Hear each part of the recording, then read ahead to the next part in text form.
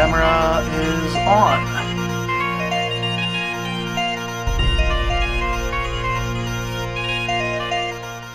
Welcome to Nights at the Round Table, a round table discussion on speculative fiction books and film.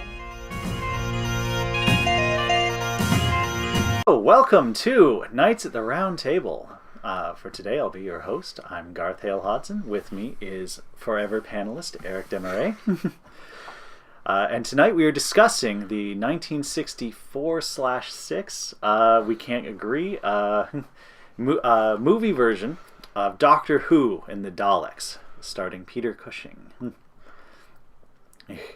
This movie was created, basically greenlit by the BBC just... Halfway, 65. 65, alright. It was created by the BBC just after the original Doctor Who series aired its the very same story, the Daleks story, the second story of Doctor Who. The second? Yeah, second, yeah. Well, The Unearthly Child is the first episode, then there's the caveman story that they go through, and the very next one is the Daleks. And it was the thing that rocketed Doctor Who to the popularity that it enjoyed in the UK. And so they made a movie version of it, which tends to be only slightly larger budget. I imagine they threw £2 extra at the production to make things go a bit more smoothly. I don't know, it was full color. It wasn't true. colorized, it was full color. And of course Terry Nation just wanted to get paid. And so they made this theatrical version, which has very slight differences from what it was, and it's a very interesting watch. So your opinions, your first impressions. I'd never seen this before. I heard about it after I had watched pretty much all of Doctor Who that I could get my hands on, which is significant with the internet now. I haven't watched the lost episodes, obviously. But I've already seen Dalek, the original episode, and it was fun. It was entertaining. The start felt very Addams Family-esque, with the books up. Replace that with gruesome things to do to your siblings. And they were doing very quick character introductions there. So the little girl has science, and the Barbara has science, and then the doctor's reading like comic books. No, actually, that was the best part of the adaptation, on my part, was how quickly they managed to establish all the characters without any of that. I'm trying not to insult old movies, but that old movie doddering, let's spend 20 minutes showing this character. You know what I mean? This, bam! 5 minutes in, you knew who everyone was, what they were like, and what was going to happen with them. It was kind of refreshing. And very well done. That is a good point. I do find, actually, that old movies tend to do character introductions much quicker. But I could just be watching different old movies from you. Probably. I'm thinking a lot of old science fiction and fantasy did it well, while the more... more mainstream movies had a little bit more of an issue with it. But that could be my issue with mainstream movies. I've been watching a couple old 1950s, 1960s movies recently, and they tend to be quick on introducing characters, the ones I'm watching at least, because they are all archetypes. They're not actual characters. You're supposed to, from a few cues, pick up who the entire character of these people, because it's not an individual, it's an archetype. They slot neatly into these little boxes. And see, if you don't know the archetype, then it looks like it takes a lot longer to establish their character. Yeah. Okay. But usually... That's why I'm used to science fiction fantasy, because they don't have as many archetypes, or if they do... They have their own archetypes, but they're lesser known, actually. Well, they're better known to me. To you. So they fit in better. But a lot of these old movies, I find, it's just... the first few minutes of a character tells you everything you need to know about who that character is. Yeah. Well, let me specify. When I'm talking about old movies, I'm talking 60s and under. Yes. 80s really has a problem with character introduction. Honestly, from the 70s on, once the auteur system takes over, characters become much more varied and harder to pin down. And more annoying. Yes, that too, sometimes. We like archetypes. Our archetypes are simple, and we're given some right away in Doctor Who and the Daleks. Doddering old man, the awkward, clumsy little boy. The clumsy oaf. Yeah. Who is, honestly, that's the part I liked least about it. I think because it was different. Well, I felt the rest was just basically the same thing in color, which actually did add a little bit. It was pretty pretty. Yes, the color was very nice. It was gorgeous. The rest was pretty much the same to me, so that beginning intro, I was like, oh, this is cute. It really felt like a kid's movie at that point. Like a really young kid's Addams Family knockoff. Oh, hey, thank you for the chocolates. Actually, those are for Barbara. Oh, then I'll put them here. Hey, I sit on them. Well, that's just to show Addams that... Family, the other one. Munsters. That's what it reminded me of. Like, the whole sequence with the chocolates is just to show that Ian is a twit. And, yes. And a good reason to have him knock things over. Yeah, so he's going to spend the entire movie sitting on things and knocking things over and falling on his ass. And that is his character. Yes. He is the twit. To be fair, it's not that far from the Ian from the TV shows. It is. Ian from the TV shows is a much more mature. He matures over time, but to start with, he's a little bit of a twit. He's a bit of a... Well, he's not that much of a twit. Like, first of all, he's not an idiot. Like no, he's not an idiot. Absolutely. Ian in the show is a teacher, and who is actually very intelligent. But he's in the show, speaking of archetypes, he's in the show to be the strong guy. Mm-hmm. He's to be the able-bodied young man who does all the fighting and the being strong that the Doctor can't do because he's an old man. Yep. Yeah, early Doctor Who archetypes were... You've got the Screamer, who was Susan. You've got the female lead, Barbara, who also doubles as a Screamer. You've got the guy who's there just to be the muscle when muscle is needed, and you've got the Doctor, who is the intelligent one, who's going to be the intelligent trickster type, who's going to solve all the problems eventually, and also cause most of them. Yeah, and they keep that archetype until the third Doctor. Yes, when he starts karate chopping people. Yeah, gotta love him. I love them all. They're all good. Yeah, no, they're awesome. Okay, back to the movie. Yes, now to the movie. So Peter Cushing plays the Doctor. He plays... What did you think about his character? How he played him? He felt like a slightly more cartoony version of the Doctor from the TV show. Watching him, I remember it was almost like watching someone who had just watched all the Doctor Who's available trying to imitate the first Doctor. It felt a little hacky. Over time, he's got more into it. Like, once he was giving the whole, "You must fight for something" speech, where he has Ian try to... Which is a wonderful metaphor what's going on in politics, but we'll go back to that later. Then he starts to come more into his own as the trickster, making the role his own. But before that, it really felt like he was just playing the exact same script with the same mannerisms. Yes, and he was playing the same script with some of the same mannerisms. Which I suppose isn't that... Like Peter Cushing, for instance, wasn't going to forget his lines halfway through saying them. Very true. But whereas, what's his name? The first Doctor. Was he having trouble that William early? Hartnell. Yes. Yeah. He would have trouble speaking his lines, and he would forget them partway through, which is why he would, like, if you listen to him talk, like he'll start something and he'll stumble on a word and he'll and then he'll remember what he's supposed to say and he'll continue it. So that mannerism of the character, which is actually really a good part of the character, is because the actor couldn't. He would forget what he was trying to say halfway through. Yeah. He was very insulted that he wasn't cast in this movie. Really? Yeah. Apparently William Hartnell wrote a very terse letter saying that he should have been cast, but because Peter Cushing was better known to the American audiences, they were hoping that would increase sales. Yeah. Yeah. I read the IMDb trivia page. That's cool. Yeah.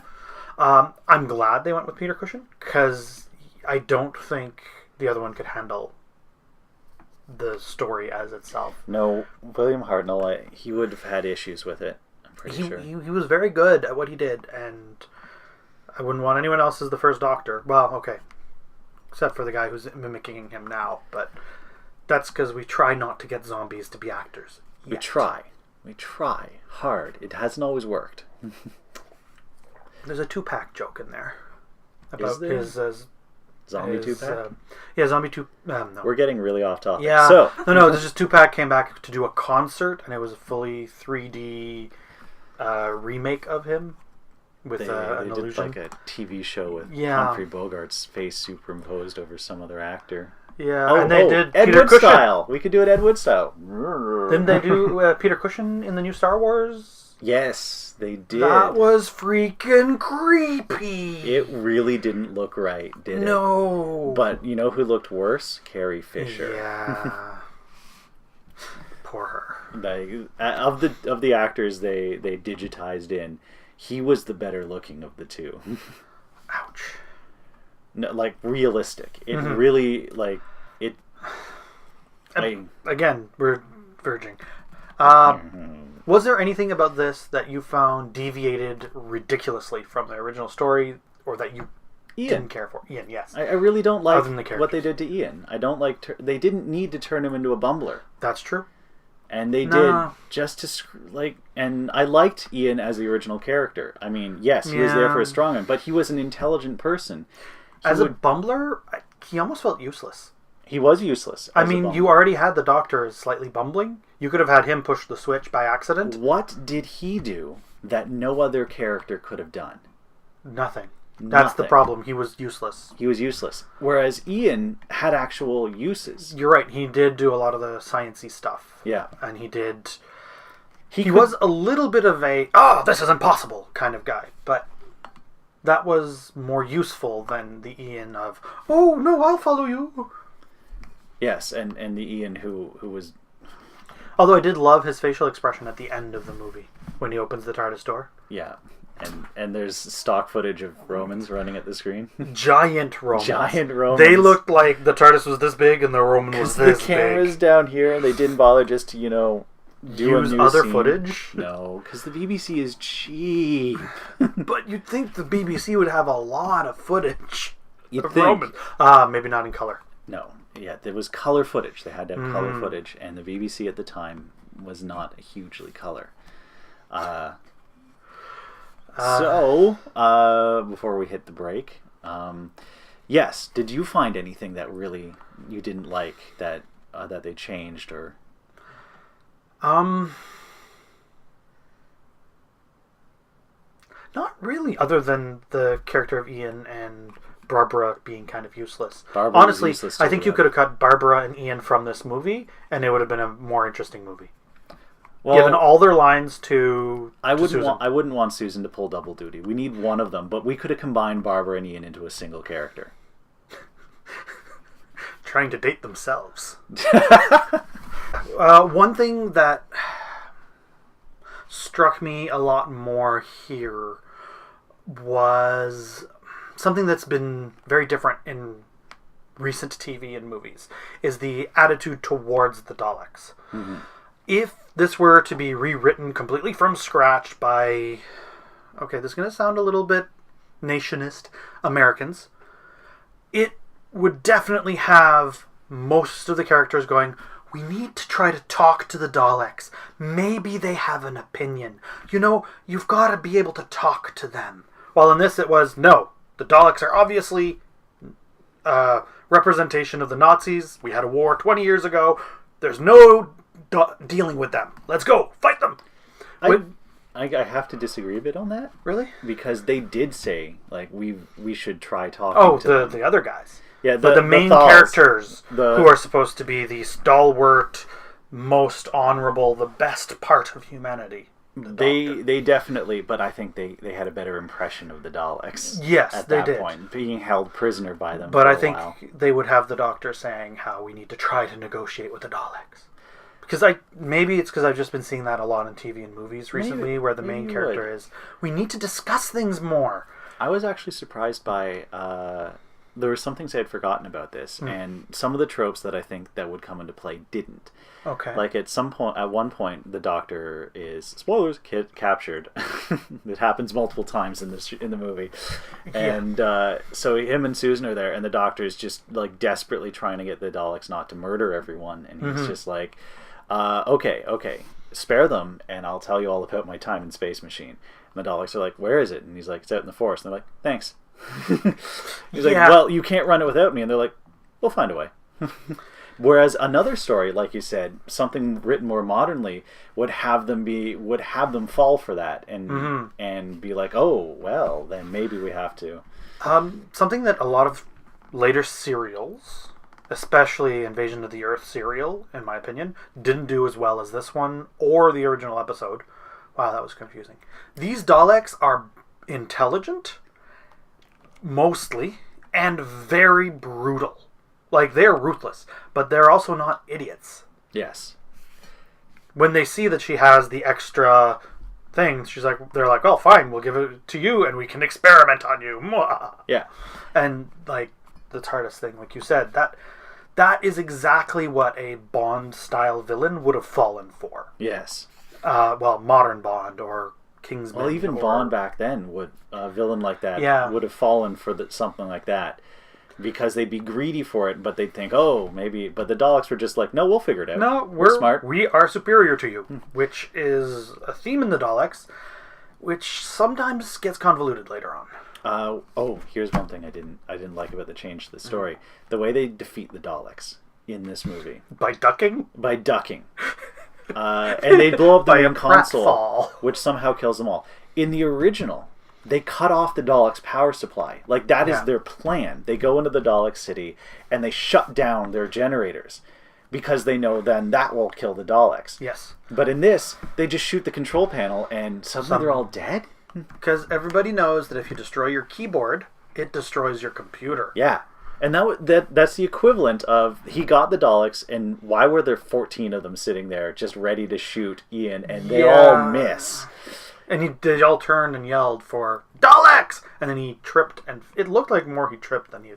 Yeah, but they shoot their own control panel, and they have to know that will kill them all. I did read why they did that. Wow. It was the same reason why the Daleks didn't shoot laser beams or fire, which was their original goal, their original thought for the movie. Yeah.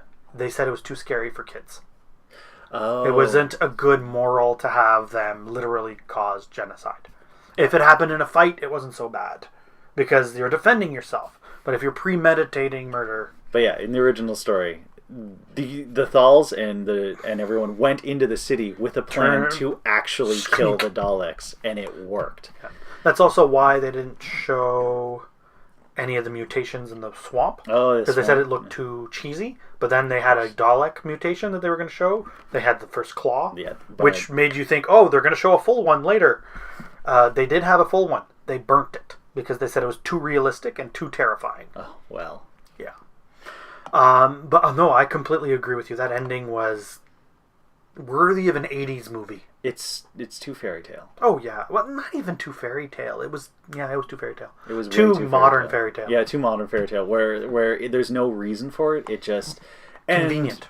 Yeah, it's for convenience. We don't want to have to explain how they won this fight, and we don't want to have to go 8 hours worth. I don't remember how much the original was. It was 6 hours. It was like 5, 6 half-hour episodes. Yeah, okay, so it's like 3 hours. So long. It felt like a time trimming also. Oh yes, they trimmed out some things, but I don't think that hurts the story any, because a lot of the original story was padding, stuffing. Yeah. Yeah. But that ending feels like we don't want to explain too much, and having them say it was too brutal. But yeah, and the Daleks become idiots the moment the Thals invade their city. Yeah, that was weird. And they start shooting each other, and I'm just like, so you're going to shoot each other even though you get slowly pointed at each other, and you know you're going to hit each other. I get it working once, but it should be like the Borg later on. Works once, and then they realize, oh shit, we're networked. Because they seem to be able to talk to each other. Honestly, it's never really clear how the Daleks talk to each other. They have to actually speak to each other sometimes, and then other times it seems they just kind of know what's going on.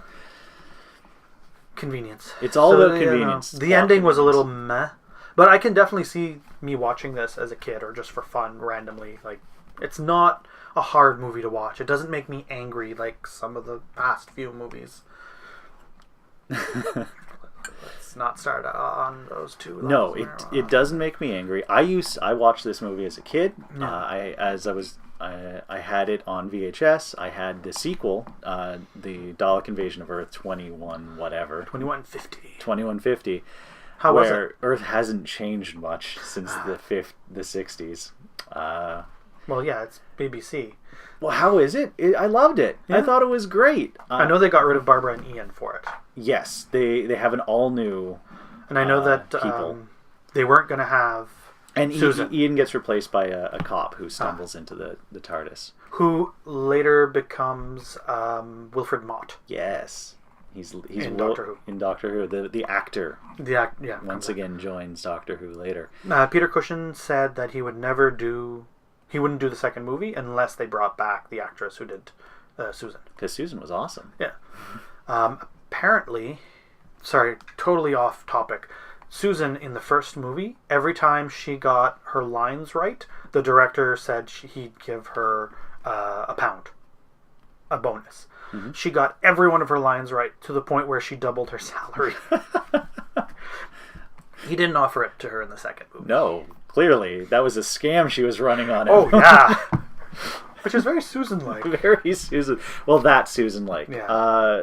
Honestly, I like this, like you, I like this Susan better than I like the Susan in the series. I tend to have a soft spot for precocious kids who are not moronic. Now, Susan in the series is the screamer. Oh, yeah, absolutely. That is her only role. Now, in the first episode, she shows off that she's a super intelligent alien. And then doesn't again. And then never does it again. She leaves in Dalek Invasion of Earth, actually. Yeah. And she does one or two things in there that are like, oh yeah, she's supposed to be smart. She's actually a super genius as well. Yeah. And she says, grandfather. So many times. Grandfather. To be fair, nothing as bad as Vicky. Interesting note, she's the one who came up with the term TARDIS. Yes, I remember her mentioning that in the first first episode, which is all about her. Yeah, is that she came up with the term TARDIS, which is weird because every other Time Lord uses it. We don't know how old she really was. No, she could be in her 7,000s at that point. Yeah, it's impossible to say. According to some fan theories, the Doctor is Rassilon, so... No, Doctor is not Rassilon. There were three that create... Let's go deep into the Doctor Who lore. There are three Time Lords who created Time Lords, essentially. They're the ones who first used stellar manipulators to create the first black hole. Yeah. And used it to power time travel. Yes, the three There Doctors. was Omega, there was Rassilon, and there was the Other. And he's supposed to be the Other. He's the Other. Rassilon's an asshole. They're all Time Lords. Omega was a good guy until he got stuck in the negative dimension. And then he became an asshole. Rassilon basically was an asshole from start to finish, but all of Time Lord society is from Rassilon. Yeah. He even has asshole in his name. Yeah. You ass. Yes. Well, back to the movie. What was I going to say? I like this Susan. I would have preferred her less screamy, and even this one at the beginning. I'm a genius. I'll talk things that make Ian confused. And then she doesn't really use it for the rest of the movie. Well, I can see her doing that because Ian's dating her older sister, so she's messing with him because she knows that he's not worthy of her. But she didn't really come up with anything super brilliant later on. It would have been nice to see her mess. It would have been nice if any of the characters who are supposed to be intelligent started flicking the switches and looking at the consoles. They passed 6 of them. Yeah, a dozen consoles. Hey, let's research and figure out what's going on here. Well, clearly there's some technology here. Let's see what this does. No. Let's just walk past. The Daleks' cameras were stupid as fuck. They were eye stalks. There's eye stalks sticking out of the wall. In the one where Barbara's going through the hall, there's one every 3 feet. Each one turns to follow her. Oh, now, that's a cool effect, but it's so stupid. It's more akin to a horror movie, eyes watching you. Did you notice that the cadence of the Daleks in this is different than the TV show? It is, and it's worse. Do you know why? I do not know why. It's the director. The director didn't understand how Daleks work, so he wanted the eye stalk, the ear things, to flash randomly. So they flash randomly. But and then when they went to edit, talking. Yes. So when they went to editing, they're like, shit. So they had to do all the Dalek language, vocals, again, in studios with the flashing lights to match. Oh, God. So it was a huge pain. Yeah, no. The Daleks had the lights on their head so that you know when they're who's talking when. But the director didn't like it. He thought it wasn't dynamic enough. He wanted them to flash around all the time. I thought about too, the Daleks going around and the lights just always flashing on and off on them. Like, are they saying anything? No. Then the lights shouldn't be freaking flashing. Yeah, so that's why that happened. I don't remember if they do that in Invasion. I don't think so, because once that went through editing, I think people would be like, don't do this again. Make me do this again. This is so bullshit. Don't. Oh, God. How did you like the Dalek redesign for the movies? I like the pincer hand. Instead of everyone having a plunger, someone gets pinchers. But other than that, they were meh. I'm not a big fan of the CO2. Yeah, the I like the cheesy the 60s and negative. The film turns negative. Yeah, I like that. I think it gives them a special terror while being I liked it. So we're running running low. quick. So, final thoughts. Fun. I am not going to say, like a lot of Doctor Who purists, that this movie doesn't exist and shouldn't exist. It is a fun, entertaining movie for kids. I agree. It was when I was a kid. It was a fun, entertaining movie for me. So, as watching it now, I see a lot of flaws I never saw as a kid, and I prefer the actual original serial to this. Yes, but it still holds up for me as an entertaining movie for kids. And it's definitely way better than a lot of the movies I've ranted about on this show before. All right, so star rating? 3. I'll give it a 3. I will agree with you totally on that. I'll give it a 3. All right. And that's it. So let's pick the next. You go ahead, Garth. You're here less often than I am. Actually, everyone's here less often than I am. At this point, Sonia's here less often than I am. Oh, dear God. It looks like the next movie you'll be watching is Mary Poppins. I remember watching that as a kid and absolutely hating it with a fiery passion. So this will be interesting. Going to be supercalifragilisticexpialidocious. Oh boy, I'm going to need more sugar. So much more sugar. Anyway, that's it for Nights at the Round Table. See you next time. Remember to like and subscribe, and if you disagree, agree, or think our faces are weird, it's a beard. Write it in the comments. Toodles.